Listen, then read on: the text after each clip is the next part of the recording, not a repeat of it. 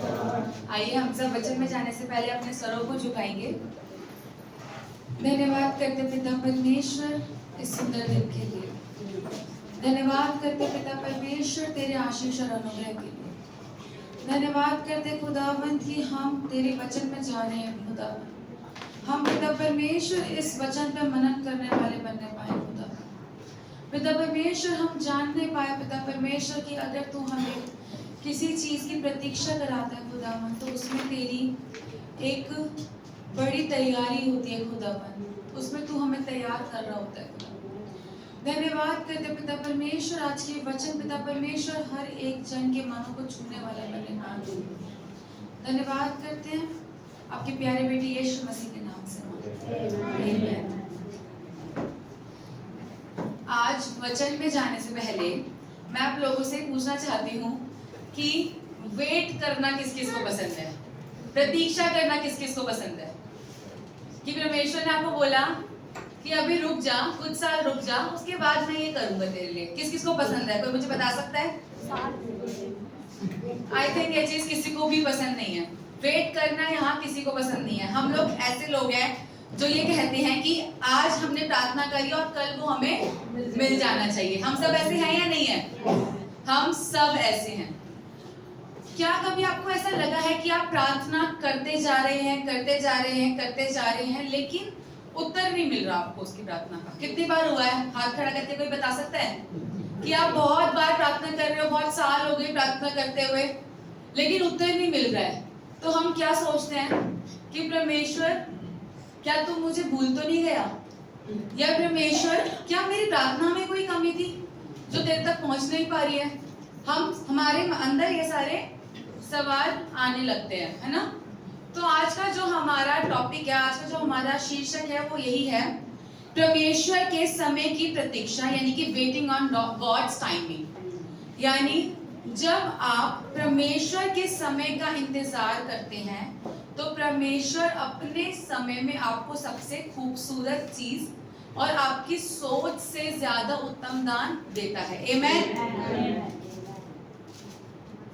और आज मैं आप लोगों को बताना चाहूंगी कि परमेश्वर का चुप रहना उसकी अनुपस्थिति नहीं है। यानी कि अगर आपको लग रहा है कि परमेश्वर काम नहीं कर रहा, या परमेश्वर मेरी सुन नहीं रहा है, या परमेश्वर मेरी प्रार्थनाओं का जवाब नहीं दे रहा, इसका अर्थ ये बिल्कुल भी नहीं है कि परमेश्वर आपके जीवन में अनुपस्थित है। परमेश्वर उस समय भी आपके जीवन में उपस्थित है, वो अपना कार्य कर रहा है। आमेन। परमेश्वर हमें वेट क्यों कराता है? कोई मुझे ये चीज बता सकता है कि परमेश्वर आपको क्यों वेट करा रहा है? परमेश्वर क्यों कह रहा है कि 5 साल रुक, 10 साल रुक, उसके बाद मैं तेरे को ये आशीष दूंगा? कोई वेट नहीं कराता, उसका अपना टाइम है। तो परमेश्वर लेकिन आपको क्यों कह रहा है कि वो वेट करो तुम? ओके। परमेश्वर हमें कहीं ना कहीं इंतजार इसलिए करा रहा होता है क्योंकि वो हमें उस समय में तैयार कर रहा होता है कि जब हमें परमेश्वर की वो आशीष मिले, जब हमें परमेश्वर की वो बढ़ोतरी मिले, तो हम उसको वो संभालने वाले बन जाए। आमेन।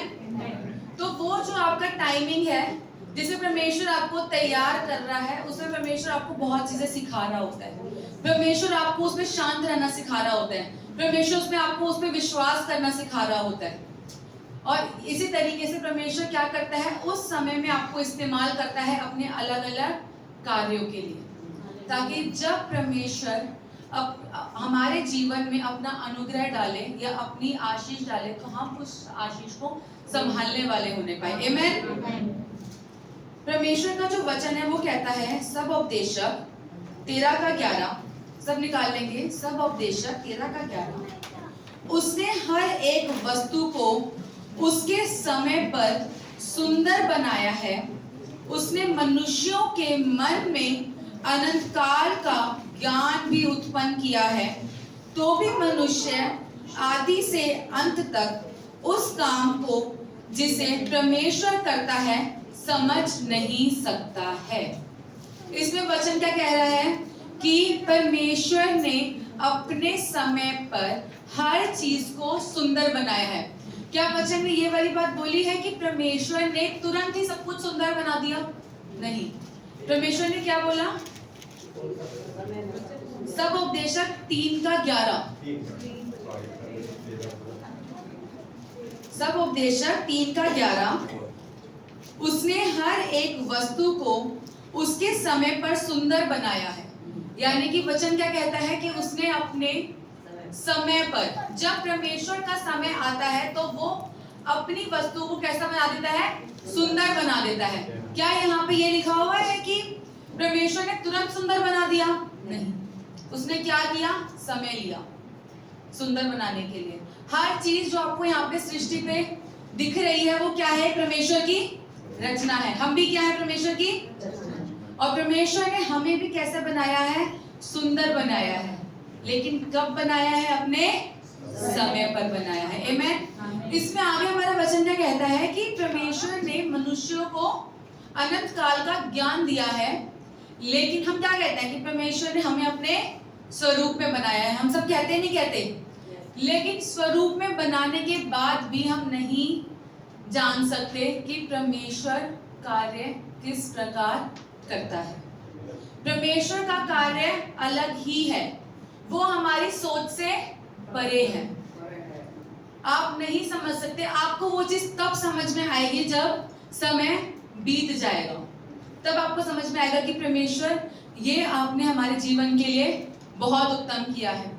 मैं एक चीज छोटी सी शेयर करना चाहूंगी कि जब हम छोटे थे, मतलब जब हम लोग थे 12-13 साल के, तब मेरे मम्मी पापा बहुत स्ट्रिक्ट थे, बहुत स्ट्रिक्ट, कि मतलब ऐसे कि हम अपने ना किसी फ्रेंड्स के साथ कहीं जा सकते हैं, 5 बजे से पहले हमें अपने घर होना है।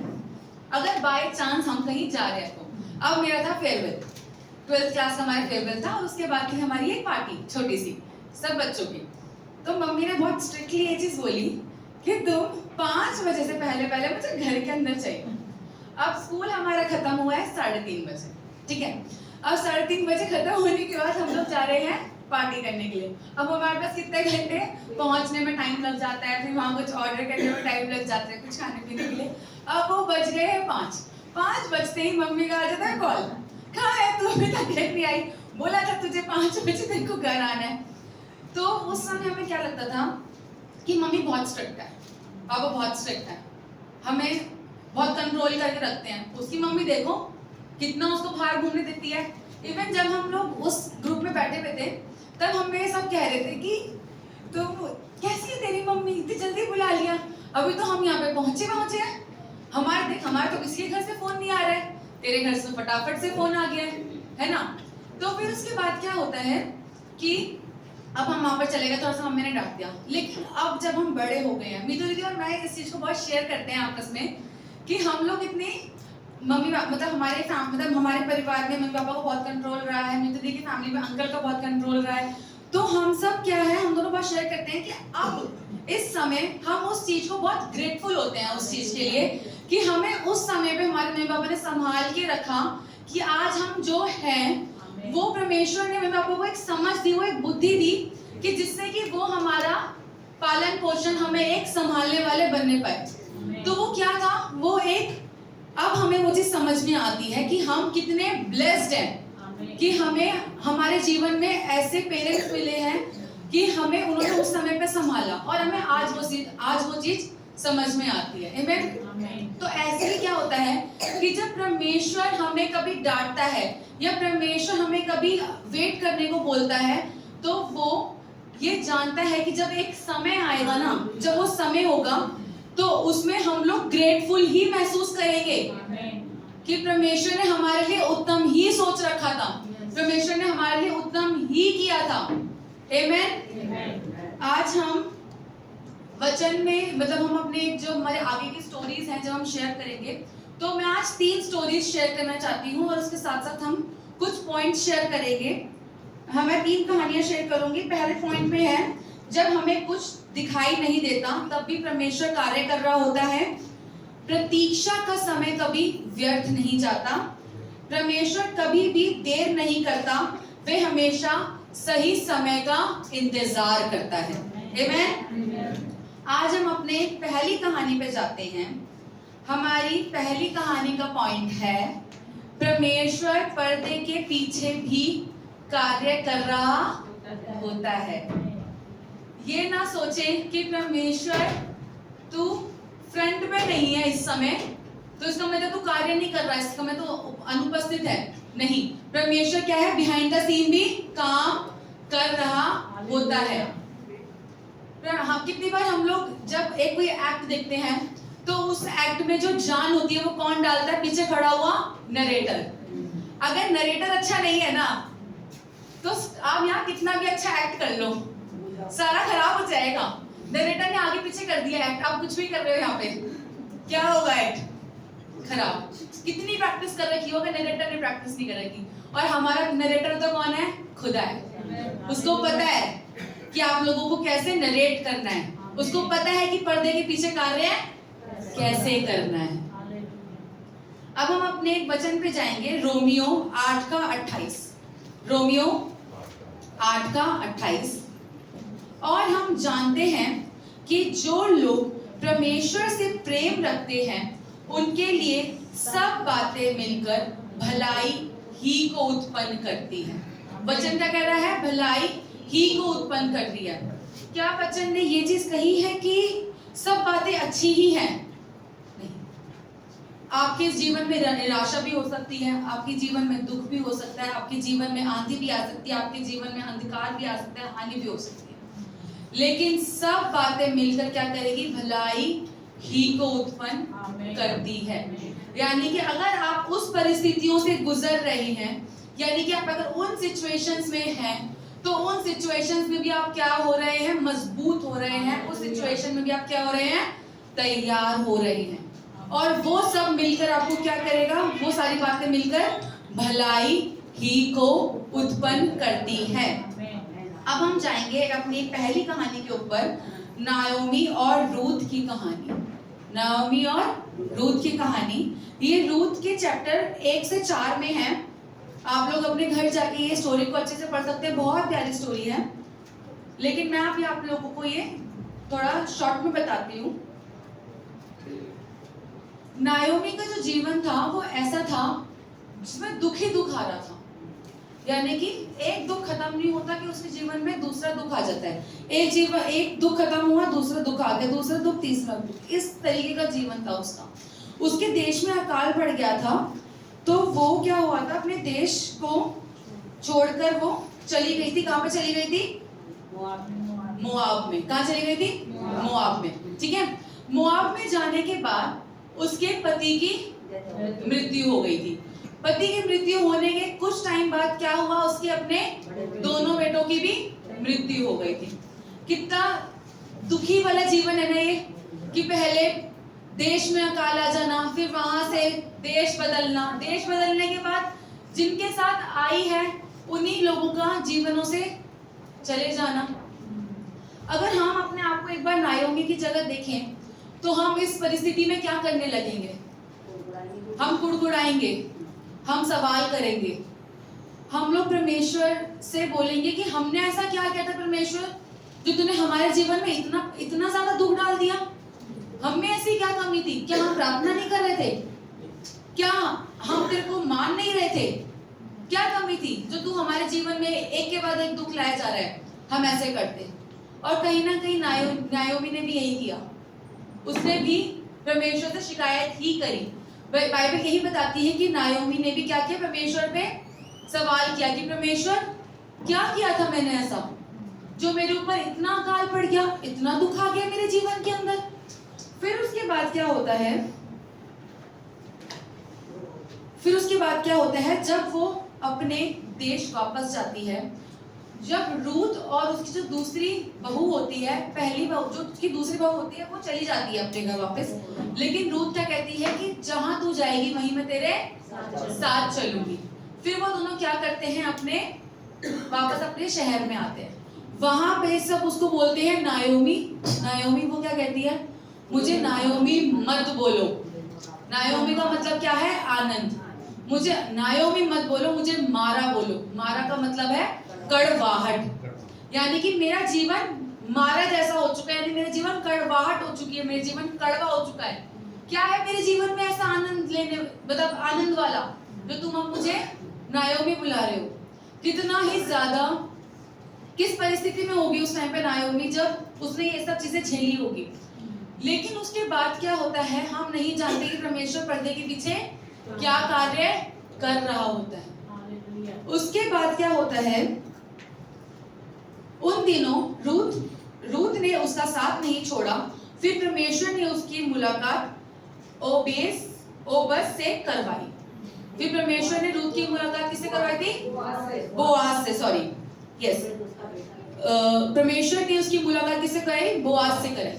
बोआज से कराने के बाद क्या हुआ, उसका एक बेटा उत्पन्न हुआ। बेटा उत्पन्न हुआ तो वो जो जनरेशन थी उसी पीढ़ी में किसने जन्म लिया? यीशु मसीह ने जन्म लिया। किसने जन्म लिया? यीशु मसीह ने जन्म लिया। तो आप ये लोग ये चीज सोच सकते हो कि परमेश्वर की योजना किस प्रकार की थी, परमेश्वर किस तरीके से बिहाइंड द सीन काम कर रहा था। क्योंकि परमेश्वर जानता था कि इसके बाद क्या होना है। परमेश्वर जानता था कि उसकी योजनाएं उस नायोमी के जीवन में, रूथ के जीवन में क्या होने वाली है। आमेन। इसी प्रकार जब हम लोग कभी कभी निराश हो जाते हैं, थक जाते हैं, या हमें लगता है कि परमेश्वर अब बस और इंतजार नहीं हो रहा है, खुदावन अब बस इससे ज्यादा तकलीफ हम सहन नहीं कर सकते, उस समय भी परमेश्वर हमें क्या देता है? हिम्मत देता है। क्या कहते देता है?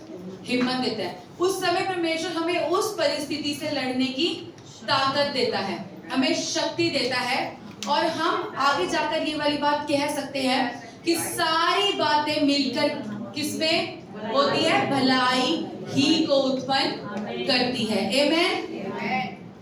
नायोमी के जीवन से हमने ये चीज सीखी कि हम कुड़कुड़ा सकते हैं, हम परमेश्वर से सवाल कर सकते हैं, लेकिन जब हम रूथ के जीवन में जाते हैं, जब हम आगे की जनरेशंस में जाते हैं, तब हम ये चीज समझ सकते हैं कि परमेश्वर कार्य अपने अनुसार ही करता है, और जब उसको कार्य करना है वो कार्य उसी समय पर होगा।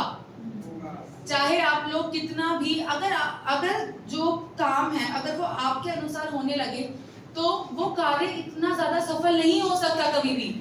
लेकिन जब कार्य परमेश्वर के अनुसार होता है, जब सिचुएशंस परमेश्वर हैंडल करता है, तब कार्य उत्तम होता है, तब चीजें सफल होने लगती है।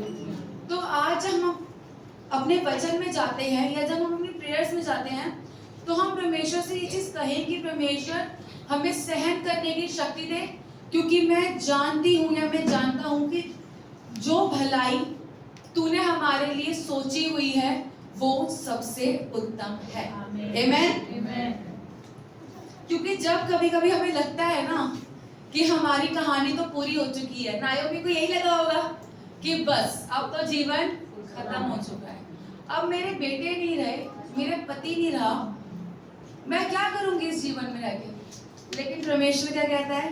पिक्चर अभी बाकी है, अभी तो जिंदगी बची है, अभी तो मेरी योजनाएं कार्य करेंगी। आमेन। अब हम जाते हैं अपनी दूसरी कहानी। दूसरी कहानी है विश्वास के साथ की गई प्रतीक्षा कभी व्यर्थ नहीं जाती। यानी कि अगर आप विश्वास के साथ किसी चीज का वेट करते हो, किसी चीज की प्रतीक्षा करते हो, तो वो क्या होता है? कभी भी व्यर्थ नहीं जाती है। हम में से कितने जो लोग हैं वो विश्वास के साथ वेट करते हैं कि आप लोगों को पता ही है कि परमेश्वर कुछ ना कुछ रास्ता निकालेगा। कितने लोग हैं हम में से? हम में से काफी लोग हैं ना ऐसे लोग जो प्रार्थनाएं करते हैं, विश्वास जताते हैं कि परमेश्वर तू कुछ अच्छा ही करेगा हमारे जीवन में, तो कुछ अच्छा ही करेगा। जब मैंने अपने जॉब का फॉर्म भरा था लास्ट ईयर 2025 में, उस समय क्या हुआ था, मैंने अपने जॉब का फॉर्म भरा और मैं मतलब प्रेयर करी हमने कि हाँ जॉब लगेगी, और 1 साल तक कोई रिस्पॉन्स नहीं आया। सिंगल रिस्पॉन्स जिसे कहते हैं, कोई आशा नहीं थी। हमें तो लग रहा था कि शायद कोई और मिल गया होगा उनको, मेरे से बेस्ट मिल गया होगा कुछ। तो क्या था कि मैं शांत हो गई थी, और लेकिन उस समय मैंने क्या किया था, मैंने अपनी पढ़ाई को कंटिन्यू रखा था बिल्कुल, कि मैं लाइब्रेरी जाती थी, मैं और एग्जाम्स की प्रिपरेशन कर रही थी कि कोई और एग्जाम निकलेगा, मैं उसके लिए फॉर्म फिल करूंगी, तो मैं उसके लिए अपने आप को बहुत अच्छे से तैयार कर रही थी। अब निकल गया पूरा 1 साल, ठीक है। 1 साल निकलने के बाद मेरे को आता है जनवरी में कॉल, और उस समय क्या हुआ कि मैं उसी स्कूल का सुबह दोबारा, मतलब कुछ टाइम पहले मुझे पता चला कि दोबारा से वैकेंसी निकली है, और मैं सुबह फॉर्म लेने गई हूँ उस स्कूल का, ठीक है। स्कूल का फॉर्म लेने के बाद वो मेरे को कहती हैं कि आपको वैकेंसी के लिए आई थिंक पहले आना चाहिए था, क्योंकि हम किसी को सिलेक्ट मतलब हम कर चुके हैं, तो अगर आप पहले आते तो शायद देख लेते, बट ठीक है आप अपना फॉर्म दे देना, हम देख लेंगे। उन्होंने मुझे ऐसे बोला। अब मैं घर में आके पापा को कॉल किया मैंने कि पापा इस साल भी लगता है नहीं हो सकता, क्योंकि वो तो कह रहे हैं कि उन्होंने देख रखा है उन्होंने, तो वो तो कॉल्स करेंगे अब। और फिर उसके बाद ही क्या हुआ, मैं घर आई हूँ, मैं घर से वापस लाइब्रेरी की तरफ निकल रही हूँ, मेरे पास आता है कॉल कि आपको स्कूल से आपको डेमो टीचिंग के लिए बुलाया है। और मैंने उनको बोला कि सुबह तो मैं फॉर्म लेके गई हूँ, मैंने तो फॉर्म फिल भी नहीं किया है आपका। तो उन्होंने मुझसे बोला कि आपका लास्ट ईयर का फॉर्म रखा हुआ है और आप उसी से ही डेमो के लिए सिलेक्ट हुए हो। इसका मतलब ये है कि हम इसकी जो बात कर रहे थे वो मैं ही थी। आमीन। फिर उसके बाद हम डेमो टीचिंग के लिए गए, फिर मेरा इंटरव्यू हुआ और सब कुछ करके मेरी सिलेक्शन में जॉब लगेगा, ठीक है। तो मतलब ये है कि जो वो मैं वेट कर रही थी, मैं परेशान थी। मैं ये नहीं बोलूंगी कि मैं परेशान नहीं थी, मैं बहुत लोगों से बात भी करती थी कि कुछ रिस्पॉन्स नहीं आ रहा, क्या बात है, कैसे होगा, मतलब अंदर ही अंदर होगा क्या चल रहा है, मुझे कुछ नहीं पता उस स्कूल के बारे में ना। लेकिन परमेश्वर क्या कर रहा था उस समय में, मैं क्या कर रही थी, अपनी पढ़ाई कर रही थी, अपने आप को तैयार कर रही थी। इसका मतलब क्या है, परमेश्वर उस समय में मुझे तैयार कर रहा था, परमेश्वर मुझसे वेट करवा रहा था। और उस समय लेकिन एक चीज थी कि मेरे को विश्वास था कि अगर परमेश्वर मेरी ये जॉब नहीं लगेगी ना, लेकिन इसके बाद भी तूने मेरे लिए सबसे उत्तम ही चुन रखा होगा, तो इसलिए मैं यहाँ तक तो नहीं रुकूंगी, मेरा विश्वास तुझ पे रहेगा चाहे कितना ही समय हो जाए। और फिर परमेश्वर ने मुझे जॉब दी, और आज मैं उस चीज के लिए बहुत ज्यादा धन्यवाद करती हूँ कि खुदावन तूने मुझे वो जॉब दी जो मैं चाहती थी। आमीन। अब इसी कहानी से हम देखेंगे कि जब हम विश्वास के साथ वेट करते हैं तब परमेश्वर हमें किस प्रकार आशीष देता है, और किस प्रकार परमेश्वर का जो वादा है वो आपके जीवन में पूरा होता है। हम जाएंगे शिमोन की कहानी में। शिमोन की कहानी लूका का 2 उसके 25 से 35 में है। शिमोन एक व्यक्ति था जो यरूशलेम में रहता था। वह धर्मी और वह एक भक्त था। वह इज़राइल की शांति की प्रतीक्षा कर रहा था और पवित्र आत्मा उसके ऊपर उतरा था।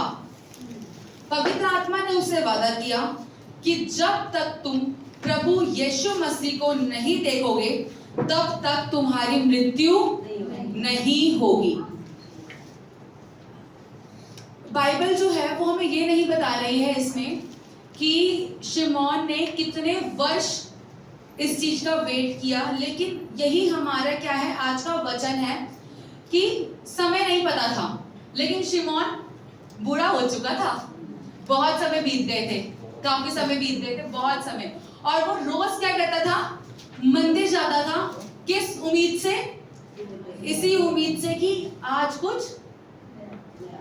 परमेश्वर मुझे दर्शन देगा। फिर वो सुबह उठता, फिर वो मंदिर जाता, शायद आज का दिन, फिर वो जाता, शायद आज का दिन, फिर वो जाता, शायद आज का दिन। ऐसे करते करते करते क्या हो गया, साल बीतते चले गए। अगर हम शिमोन की जगह होते तो हम क्या करते? अगर हम शिमोन की जगह क्या करते? परमेश्वर ने क्या बोला था, मतलब पवित्र आत्मा ने क्या बोला था कि जब तक तू प्रभु यीशु को नहीं देखेगा तब तक तेरी मृत्यु नहीं होगी। हम जैसे तो बोलते परमेश्वर इतनी उम्र हो चुकी है, ऐसा कर तू मार ही दे, क्योंकि तू आ तो रही है मुझे दर्शन देने के लिए। हम ऐसे करते, लेकिन नहीं, शिमोन ने ऐसा नहीं किया। उसने विश्वास किया और रोज जाता रहा मंदिर, विश्वास किया, जाता रहा। विश्वास कितने साल वो गया होगा, है ना। परमेश्वर हमेशा वादा बताते हैं, लेकिन हर समय नहीं बताते। परमेश्वर आपको बता देगा कि मैं तेरे जीवन में ये पूरा करूंगा, लेकिन वो ये नहीं बताएंगे कभी कभी कि कब पूरा करूंगा। तो परमेश्वर क्या है, क्योंकि जो वो पीरियड है, परमेश्वर क्या चाहता है उसमें कि आप लोग उसके लिए विश्वास योग्य हो, कि परमेश्वर के बताने के बाद क्या आप लोग विश्वास कर रहे हो परमेश्वर पे। अगर परमेश्वर ने आपको बोला कि मैं आज से 20 साल बाद तेरे जीवन में ये खुशखबरी लेकर आऊंगा, क्या आप बोलोगे कि परमेश्वर जब ऐसे ही लाना था तो पहले ही लिया, तो 20 साल का मेरे से वेट क्यों करा रहे। लेकिन हम सब जानते हैं कि परमेश्वर का जो वो हमें वेट कराना है वो दिखाता है कि क्या हम परमेश्वर पे उतना विश्वास करते हैं, क्या हम विश्वास योग्य हैं। फिर उसके बाद क्या होता है कि फिर वो जा रहा होता है। फिर एक दिन मरियम और जोसेफ मंदिर आते हैं प्रभु यीशु को लेकर गोदी में। उस टाइम परमेश्वर कैसे थे, छोटे बालक थे, छोटा बच्चा था परमेश्वर, और वो आते हैं। लोगों की नजर में उस टाइम पे यीशु मसीह एक साधारण बच्चा था, लेकिन जैसे ही शिमोन ने यीशु मसीह को देखा, वो पहचान गया कि ये वही है जिसका मैं इंतजार कर रहा था, ये वही है जिसकी मैं प्रतीक्षा कर रहा था, ये वही प्रतिज्ञा है, ये वही वादा है जो मुझसे किया गया था। आमेन। लूका 2:29 और 30 कहता है, लूका 2:29 और 30 कहता है, अब ये चीज शिमोन बोल रहा है, अब हे स्वामी, तू अपने दास को अपने वचन के अनुसार शांति से विदा करता है, क्योंकि मैंने अपनी आंखों से तेरा उद्धार देख लिया है। आमेन। कितना पावरफुल वचन है ना ये, कि अब उसने क्या बोला कि परमेश्वर बस अब तो मैंने उद्धार तेरा देख लिया है, तूने अपना वादा पूरा कर दिया है, अब तो तू चाहे मेरे को अपने पास भी बुला ले, है ना। अगर हम अब अपने आप को शिमोन की जगह आप लोग रखो, शिमोन की जगह अगर आप होते, क्या रोज मंदिर जाते ऐसे? इवन अगर परमेश्वर आपको बोलता ना कि तुझे 20 साल बाद अपने दर्शन दूंगा, आप तब भी नहीं जाते। तब भी आप क्या कहते, चलो 20 साल है ना, आज जाता हूँ, कल नहीं जाऊँ, 20 साल बाद जाऊंगा। लेकिन नहीं, परमेश्वर ने क्या, शिमोन ने क्या किया, परमेश्वर पे विश्वास किया। उसको पता था कि परमेश्वर अपना उद्धार उसको जरूर दिखाएगा, परमेश्वर जरूर दिखाएगा कि वो ही एक खुदा है और वो अपना वादा कभी नहीं भूलता। और इसी प्रकार हमारा खुदा है जो बहुत ही प्यारा है और उसको आपका ख्याल है। अपने वचन में जाएंगे हमें यशाया 40:31, यशाया 40:31, परंतु जो यहोवा की बाट जोते हैं वे नया बल प्राप्त करते जाएंगे, वे उकाबों के समान पंख फैलाकर उड़ेंगे, वे दौड़ेंगे और श्रमित ना होंगे, चलेंगे और थकित ना होंगे। यानी कि वचन साफ कहता है कि अगर आप विश्वास योग्य हैं तो आप चलेंगे, आप दौड़ेंगे, लेकिन आप थकोगे नहीं, क्योंकि आपका मसीह कौन है, प्रभु यीशु। आपका विश्वास किस पे है, अपने परमेश्वर पे। इसलिए परमेश्वर आप लोगों के जीवन में जो करता है वो उत्तम करता है और अपने समय पर करता है। आइए अब हम अपनी तीसरी कहानी पे जाएंगे। हमारी तीसरी कहानी का पॉइंट है, परमेश्वर की हर देरी के पीछे एक उद्देश्य होता है। यानी कि अगर परमेश्वर आपको किसी चीज को देर करवा रहा है, या परमेश्वर अगर आपको बोल रहा है कि वेट करो, तो उसके पीछे भी क्या है, उसका एक उद्देश्य है। अब हम कहानी पढ़ेंगे एलिजाबेथ और जकरिया की कहानी पढ़ेंगे हम लूका 1:5-25 और 57 के 66 में कहानी है। लूका 1:5-25 और 57 से लेके 66 तक की कहानी है एलिजाबेथ और जकरिया की। बाइबल हमें एक धार्मिक दंपत्ति के बारे में बताती है, जकरिया और एलिजाबेथ। बाइबल कहती है कि ये दोनों जो थे वो परमेश्वर की दृष्टि में धर्मी थे और उसकी आज्ञाओं का पालन करते थे। यानी कि ये एक ऐसे दंपत्ति थे जो परमेश्वर की बात को मानते थे और उसकी आज्ञाओं पर चलने वाले दंपत्ति थे। फिर भी जीवन में उनकी एक कमी थी। वह हर दिन उस कमी को क्या करते थे? महसूस करते थे। वो कमी क्या थी? संतान ना होने की। कौन सी कहानी? कौन सी कमी? संतान ना होने की कमी थी। और उस समय क्या था, मतलब ये चीज तो आई थिंक इस समय भी है कि जिस इंसान के पास संतान नहीं होती है, समाज उनको जीने नहीं देता।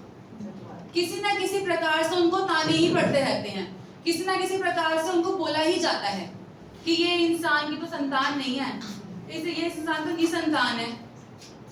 तो उस समय तो ये चीज और भी ज्यादा थी और लोग कहीं ना कहीं उनको किसी ना किसी प्रकार से क्या करते रहते थे? ताने मारते रहते थे और उनको कुछ ना कुछ पीछे से बोलना, उनके आगे से बोलना, मतलब लोगों का ही चलता रहता था। लेकिन वो लोग हर समय क्या करते थे? प्रार्थना करते रहते थे। ठीक है। अब एक समय ऐसा आया कि वो लोग अब बूढ़े हो चुके हैं। अब जकरिया और एलिजाबेथ बूढ़े हो चुके हैं। अब लोगों को भी ये चीज समझ में आ चुकी है कि अब इस उम्र में क्या संतान होगी। इवन अब ये चीज वो दोनों भी एक्सेप्ट कर चुके हैं। क्या हम लोगों के साथ कभी ऐसा हुआ है कि हम प्रार्थना करते जा रहे हैं और एक समय ऐसा आता है कि हमने उस चीज की प्रार्थना करना ही छोड़ दिया। हम भूल चुके हैं उस चीज को कि परमेश्वर हुई नहीं पूरी, लेकिन अब मैं इस चीज को भूल चुका हूं, अब हो गया, ठीक है। तो हमारे जीवन में एक ऐसा कभी पॉइंट आता है कि जब हमें लगता है कि परमेश्वर हो गया है, तूने इस चीज को पूरा नहीं किया और अब मुझे इस चीज के लिए प्रार्थना भी नहीं करनी, अब मुझे कोई उम्मीद लगानी।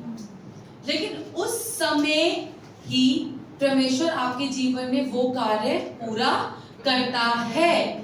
जब आप लोग भूल चुके हो, जब आप लोग ये चीज सोच चुके हो कि आप तो कुछ होना ही नहीं है, तब परमेश्वर आपके जीवन में कार्य करता है। आमीन। और अब वह समय आ गया जहां लोगों ने सोचना शुरू कर दिया कि यह संभव नहीं है। शायद उन दोनों ने भी सोचा होगा कि अब बहुत देर हो चुकी है, अब बच्चा नहीं होगा।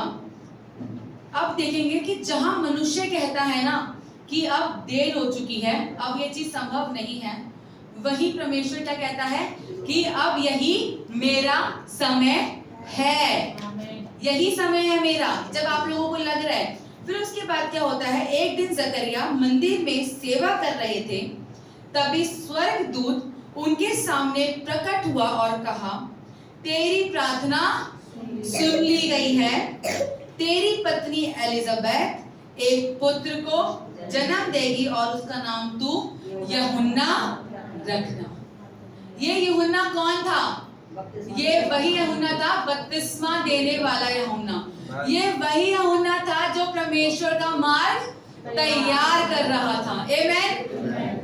तो आप देख सकते हो, क्या अगर यूहन्ना पहले पैदा हो जाता तो क्या वो कार्य कर पाता जो वो इस समय कर रहा था? कभी भी नहीं। इसलिए परमेश्वर जानता था कि उसने यूहन्ना को पहले से ही चुन रखा है यीशु मसीह का मार्ग तैयार करने के लिए। उसने ये चुन रखा है परमेश्वर ने कि यूहन्ना किसके गर्भ में जन्म लेगा। इसलिए उनको परमेश्वर ने क्या कराया? वेट कराया। परमेश्वर ने बोला वेट, रुको, अभी टाइम है। तुम्हें लग रहा है कि सब कुछ खत्म हो चुका है, लेकिन मैं कह रहा हूं कि यही मेरा समय है। और जब परमेश्वर का समय होता है तो उससे उत्तम चीज कोई हो ही नहीं सकती आपके जीवन में। आमीन।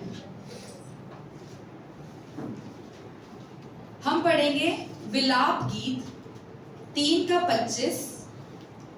विलाप गीत 3:25। यहोवा उनकी भलाई करता है जो उसकी बाट जोते हैं, अर्थात उस प्राणी की जो उसकी खोज में लगा रहता है। परमेश्वर ने क्या बोला है? यहोवा उनकी भलाई करता है जो उसकी बाट जोहते हैं। हम में से कितने लोग हैं जो परमेश्वर की बाट जोहना चाहते हैं? आज मैं कहना चाहूंगी कि हम सबको परमेश्वर की बाट जोहनी चाहिए, क्योंकि परमेश्वर उस चीज से क्या होता है? खुश होता है। परमेश्वर कहता है कि ये मेरा बच्चा है जिसने मुझ पे विश्वास किया है, मैं इसको वो दान दूंगा जो ये सोच भी नहीं रहा था। जब आप परमेश्वर की बाट जोते हो ना, तो आप अपने जीवन में वो आशीष पाते हो जो आपकी सोच से एकदम परे है, जो आपकी सोच से एकदम ऊपर है ना। परमेश्वर आपको उस आशीष को देता है। आमेन। हमने कितनी कहानियां पढ़ी? 3 कहानियां पढ़ी। हमने तीनों से कुछ ना कुछ सीखा। पहले पॉइंट से हमने क्या सीखा? परमेश्वर बिहाइंड द सीन काम कर रहा है। सेकंड पॉइंट विश्वास, कि अगर आपको परमेश्वर प्रतीक्षा करा रहा है तो उसमें भी आपको कैसा होना है? विश्वास योग्य। और तीसरा पॉइंट क्या था? यस, कि परमेश्वर अगर आपको प्रतीक्षा करा रहा है, अगर आपको वेट करा रहा है, तो वो अपना उद्देश्य पूरा कर रहा है। आमेन। तो आज हम जब प्रार्थना में जाएंगे तो हम ये मांगेंगे कि परमेश्वर हम तेरी प्रतीक्षा करने वाले बनने पाए। परमेश्वर हम ये जानने वाले बनने पाए कि अगर तू हमें वेट करवा रहा है तो तू अपना मकसद, तू अपना उद्देश्य हमारे जीवन में सबसे उत्तम तरीके से पूरा करेगा। आमेन। आइए हम अपने सरों को झुकाएंगे। धन्यवाद करते पिता परमेश्वर, धन्यवाद करते पिता परमेश्वर इस वचन के लिए। धन्यवाद करते खुदावंत की